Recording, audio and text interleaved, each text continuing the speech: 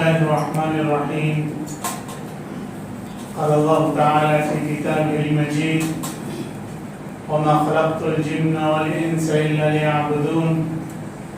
صدق الله العظيم. حضرات، اللہ تبارک و تعالیٰ نے انسانوں کو اپنی بندگی کے لیے پیدا کیا ہے.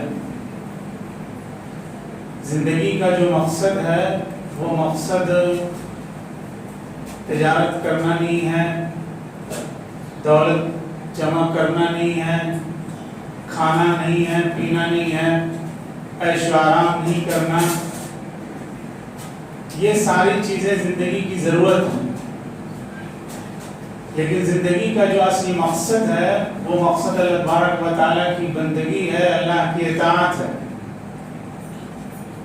اللہ تبارک و تعالیٰ کا ارشاد ہے: وَمَا خَلَقْتُ الْجِنَّ وَالْإِنسَ إِلَّا لِيَعْبُدُونَ، کہ ہم نے انسانوں کو اور جناتوں کو اپنی بندگی کے لیے پیدا کیا ہے، اپنی اطاعت کے لیے پیدا کیا ہے. اور بندگی کا تعلق کسی خاص زمانے سے نہیں، کسی خاص موسم سے نہیں ہے، کسی خاص وقت سے نہیں ہے، کسی خاص دن سے نہیں، بلکہ اس کا تعلق انسان کی پیدائش سے لے کر کے اور زندگی کے آخری سانس تک ہے. جب تک انسان زندہ ہے اس وقت تک اس کو اللہ تبارک و تعالیٰ کی عبادت کرنی. حضرت اکرم صلی اللہ علیہ وسلم کو مخاطب کر کے فرمایا گیا کہ وَاعْبُدْ رَبَّكَ حَتَّى يَأْتِيَكَ الْيَقِينُ، کہ آپ اپنے رب کی بندگی کیجئے جب تک کہ آپ کو موت نہ آ جائے.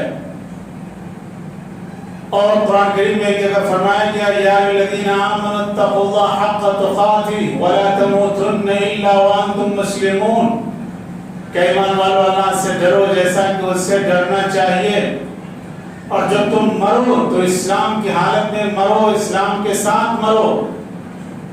تمہاری روح نکلے تو اللہ کے نام کے ساتھ نکلے، تمہارا خاتمہ ہو تو ایمان پر خاتمہ ہو. یہ اسلام والوں کی شان ہے اور ایمان والوں کی شان ہے. بہت سے لوگ یہ سمجھتے ہیں کہ ہم نے رمضان میں نماز کا اہتمام کیا اور ہماری ذمہ داری ختم ہو گئی. بہت سے لوگ یہ سمجھتے ہیں کہ ہم نے شب قدر میں بہت دعائیں کر لی، بہت زیادہ تلاوت کا اور ذکر کا اہتمام کر لیا تو ہم نے بہت بڑا تیر مار دیا اور آگے ہمارا کوئی کام نہیں، وغیرہ وغیرہ.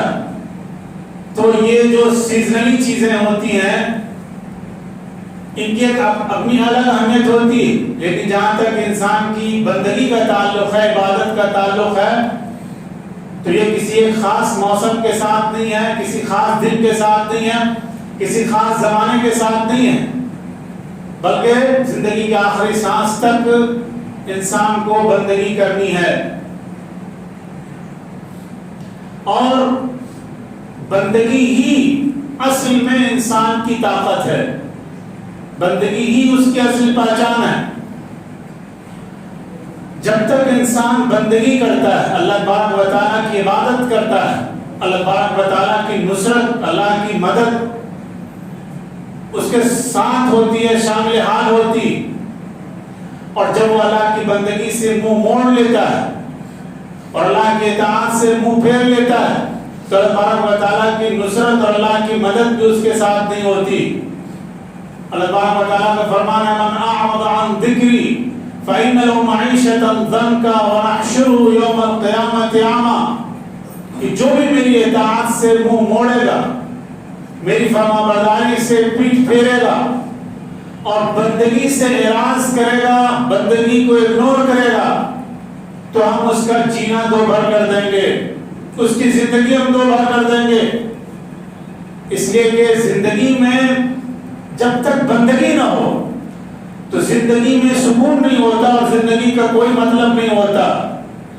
اگر زندگی بندگی کے بغیر ہے، زندگی اللہ کے نام کے بغیر ہے، زندگی اللہ کے اطاعت کے بغیر ہے، تو اس زندگی کا کوئی مطلب نہیں ہوتا.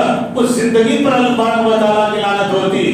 حضرت اکرم صلی اللہ علیہ وسلم نے فرمایا: دنیا ملعونہ ملعون ما فیہا इल्ला ज़िक्रुल्लाह व वाला, और कमा क़ाल अलैहिस्सलातु वस्सलाम कि दुनिया मलऊन है और दुनिया की सारी चीजें मलऊन है, मगर जिस चीज में अल्लाह का जिक्र हो तो वो चीज लानत से अलग है, उसका एक्सेप्शन है, उसका इस्तिस्ना किया गया।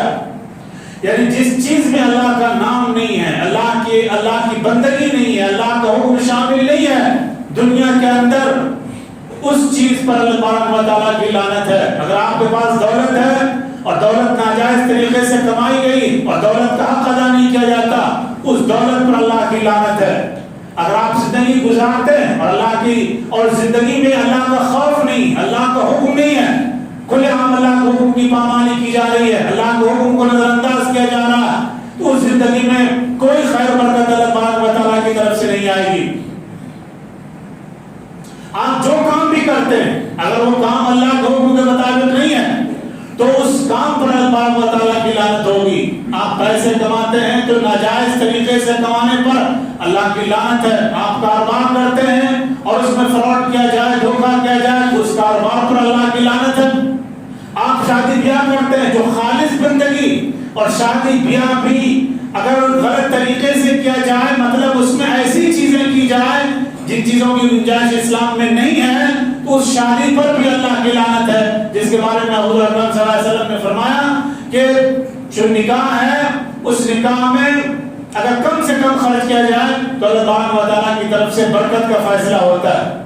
तो ये चंद मिसालें हैं। खुलासा ये है कि पूरी जिंदगी और जिंदगी का हर काम, जिंदगी का हर फील्ड जिससे भी आप वाबस्ता और जिससे भी आप जुड़े हुए हैं, अगर उस फील्ड में, उस काम में, उस कारोबार में अल्लाह ताला का हुक्म नहीं है और अल्लाह के बताए हुए तरीके के मुताबिक वो काम नहीं हो रहा है, उस काम में अल्लाह ताला की तरफ से नुसरत नहीं आएगी, अल्लाह ताला की तरफ से बरकत नहीं आ सकती।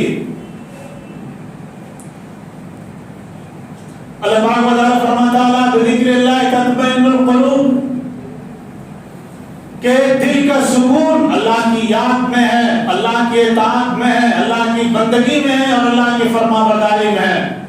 यानी अगर अल्लाह की बंदगी को छोड़ करके, अल्लाह के हुक्म को छोड़ करके कोई भी काम दुनिया का किया जाए, और चाहे जितना बड़ा वो काम हो और चाहे इंसान जितना आगे बढ़ जाए, लेकिन उसको इत्मीनान नहीं हासिल हो सकता, उसको सुकून हासिल नहीं हो सकता, इसलिए कि ये वो दौलत है जो सिर्फ अल्लाह ताला की इताअत से और अल्लाह ताला की बंदगी से हासिल होती। बंदगी इंसान की सबसे बड़ी ताकत है। ये ऐसी जिल्लत है कि इस जिल्लत से बढ़कर कोई इज्जत नहीं। बज़ाहिर लगता है कि बंदगी में जिल्लत है, अल्लाह के सामने हम झुकते हैं, लेकिन अल्लाह के सामने झुकने में और अल्लाह के सामने जिल्लत इख्तियार करने में जो इंसान को इज्जत मिलती है, दुनिया की कोई ताकत उसको वो इज्जत नहीं दे सकती है। तो इज्जत का ताल्लुक बंदगी से है, इताअत से है, इस बात को अच्छी तरह समझ लिया जाए। इसका ताल्लुक तादाद से नहीं है, इसका ताल्लुक जो है वो मेजॉरिटी से, माइनॉरिटी से नहीं है, इसका ताल्लुक किसी और चीज से नहीं है। लोग ये समझते हैं कि हमारी तादाद बढ़ जाएगी तो हमारा एक रोग हो जाएगा। असल रोग जो होता है वो अल्लाह की बंदगी से होता है और अल्लाह की इबादत से होता है। अल्लाह ताला फरमाता है वलिल्लाहिल इज्जतु वलिरसूलिहि वलिलमुमिनीन, असल इज्जत अल्लाह के लिए है और रसूल के लिए है और ईमान वालों के लिए है। जब ईमान वालों के अंदर ईमान होगा, ईमान की ताकत होगी और बंदगी की ताकत होगी, नमाज की ताकत होगी, रोजे की ताकत होगी, दुआ की ताकत होगी, तिलावत की ताकत होगी, जिक्र की ताकत होगी और तक़वा की ताकत होगी और अल्लाह के खौफ की ताकत होगी। उस ताकत के आगे दुनिया की कोई ताकत नहीं टिक सकती है और कोई ताकत इस ताकत पर फतह नहीं हासिल कर सकती है और इससे नहीं जीत सकती है। अल्लाह ताला फरमाता है इन्ना लनंसुरु रुसुलना वल्लज़ीना आमनू फिल हयातिद दुनिया, कि हम मदद करते हैं, अपने रसूलों की मदद करते हैं और ईमान वालों की मदद करते हैं दुनिया की जिंदगी में। लेकिन जो वाकई ईमान वाले होते हैं, जिनके अंदर ईमान की हकीकत मौजूद होती है, और जब ईमान की हकीकत मौजूद होती है तो इंसान इबादत के लिए बेचैन होता है। تو جب ایمان کی طاقت آتی، جب بندگی کی طاقت آتی ہے تو اللہ کی نصرت آتی ہے. یہ اللہ کا وعدہ ہے. من عمل صالحا من ذکر او انثى وهو مؤمن فلنحيينه حياة طیبہ ولنجزینهم اجرا باحسن ما كانوا يعملون. کہ جو بھی نیک عمل کرے گا ایمان کے ساتھ تو ہم اس کو ضرور بھی ضرور بہترین زندگی عطا کریں گے.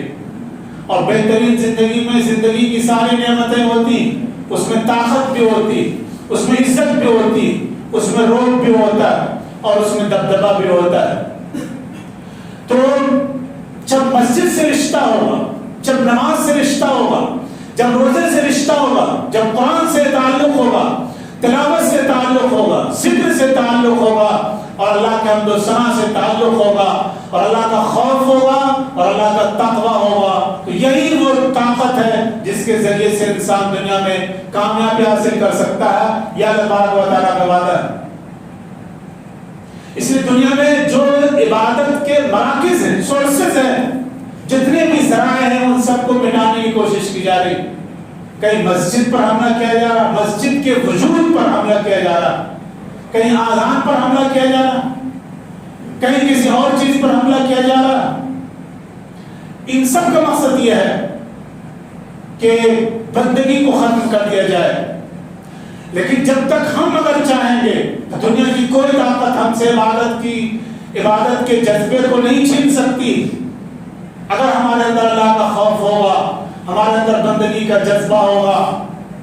جو لوگ مسجد کو مٹانا چاہتے ہیں، آذان کو ختم کرنا چاہتے ہیں، وہ اپنے مشن میں اور اپنے مقصد میں کامیاب نہیں ہوں گے. آج جن حالات سے ہم دو چار ہیں، ان حالات میں سب سے زیادہ ضرورت اس بات کی ہے کہ ہم عبادت سے اپنا رشتہ مضبوط کریں، مسجد سے اپنا رشتہ مضبوط کریں، فرائض سے اپنا رشتہ مضبوط کریں، قرآن سے اپنا رشتہ مضبوط کریں. وہ زمانے میں معزز تھے مسلمان ہو کر، تم تو خار ہوئے تارک قرآن ہو کر. اللہ